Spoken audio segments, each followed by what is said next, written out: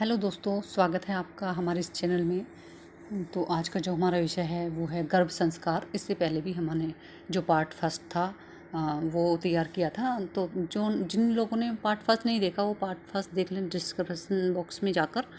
तो आज शुरुआत करते हैं गर्भ संस्कार से। गर्भ संस्कार जैसे मैं पहले बता चुकी हूँ, कोई भी आत्मा इस संसार में बेकार नहीं है। हमें किसी उद्देश्य के लिए भेजा गया है और हम इतने महत्वपूर्ण हैं कि हम 15,000 बिलियन स्पर्म को मात देकर इस पृथ्वी पर जन्मे हैं। तो जीवन को ऐसे ही व्यर्थ न जाने दें, ना ही इसे इतना आसान समझे कि ख़त्म कर सकें इसे। ये जीवन जो है हमारे हम परीक्षा लेता है हर जीवन।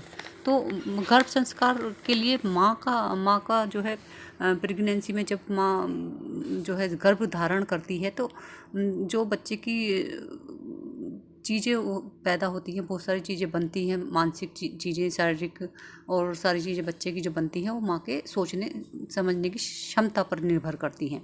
कुछ वो पहले पिछले जन्म से लेके आता है।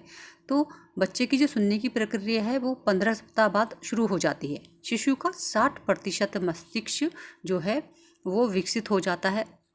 गर्भ संवाद भी इसमें गर्भ संवाद की बात करें तो माता अपने जो होने वाले शिशु को सहलाती है और उसे कुछ बोलती है, निर्देशित करती है। तो इसके लिए जो है बहुत सारी चीज़ों को सीखना है, क्योंकि हर दंपत्ति जो छोटे हैं या बड़े हैं या दंपत्ति बनने वाले हैं या छोटे हैं, वो भी तो कभी दंपत्ति बनेंगे। तो इसके लिए जो है ये बातें बहुत आवश्यक हैं, सीखने लायक हैं आने वाले बच्चे के भविष्य के लिए। आने वाला भविष्य माँ की सोच पर निर्भर करता है बहुत कुछ, और वो क्या सोच रही है। खाने का तो असर होता ही है कि वो जो खाती है उसका भी बच्चे पर असर रहेगा। तो गर्भ में पल रहा जो बच्चा है गर्भ में ही बहुत कुछ सीख लेता है। उदाहरण के लिए अभिमन्यु ने जब जन्म से पहले ही अपनी माँ की कोख में जो है चक्रव्यूह में घुसना सीख लिया था, जाना सीख लिया था। लेकिन वो जब वो चक्रव्यूह को अभिमन्यु ने जो माँ के गर्भ में ही ये सब सीखा था कि चक्रव्यूह में कैसे जाया जाता है। लेकिन जब चक्रव्यूह को तोड़ने की बात आई तो माँ को नींद आ गई।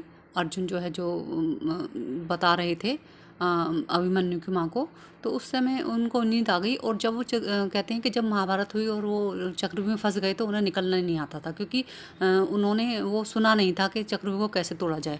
तो ये चीज़ें बहुत सारे निर्भर करती हैं माँ की ही सोच पर।